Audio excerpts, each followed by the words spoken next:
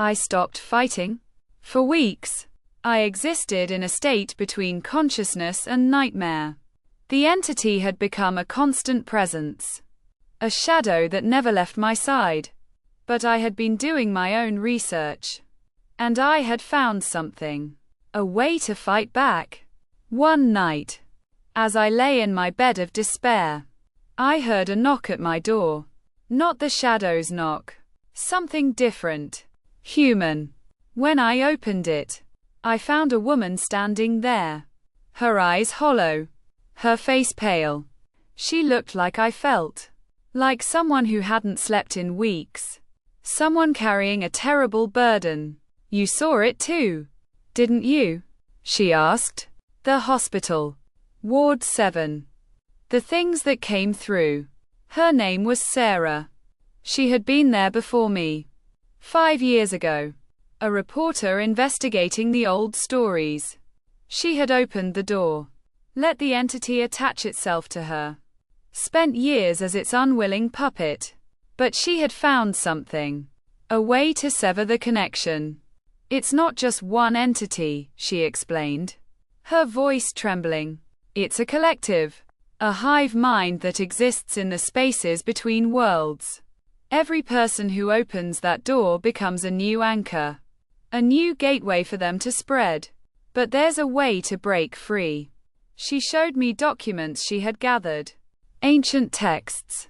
Research from others who had fought this thing. The symbols on the walls of Ward 7 weren't just random scratches. They were a containment ritual. A way to seal the door. But someone had broken the circle. Someone had let them out. To seal them away. We need to restore the containment.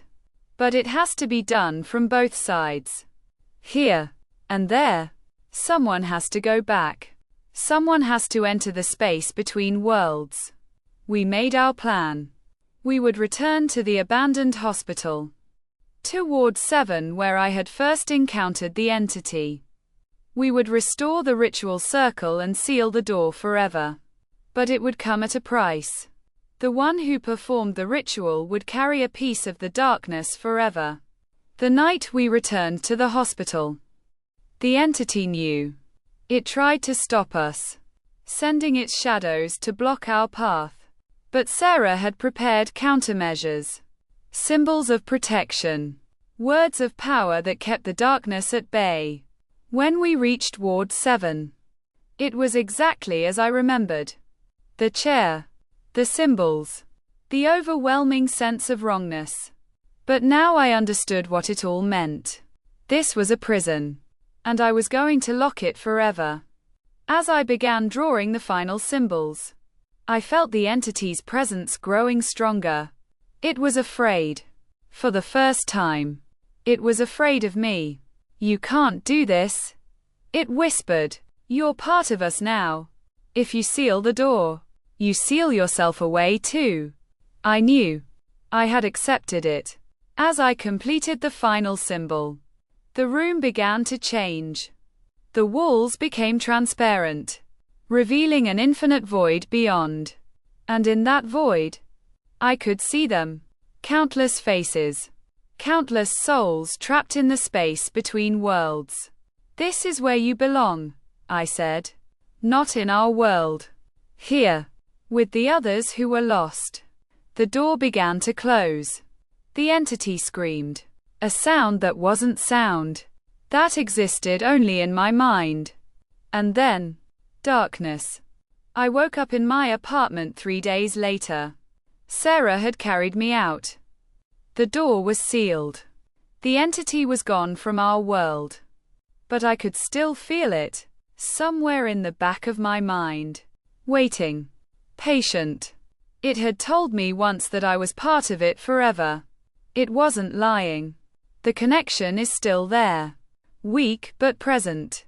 I can feel it watching through my eyes sometimes. Experiencing my life like a passenger. That's why I'm telling you this. That's why I'm warning you. Some doors should never be opened. And some things, once they touch you, never really let go. If you're watching this video, It knows you're here too. It knows you've heard the story. And somewhere, in the spaces between worlds, it's remembering your face. Sleep well tonight. They're watching. Viewer warning. This story is a work of fiction. But the abandoned hospital still stands. And Ward 7 is still waiting for its next visitor.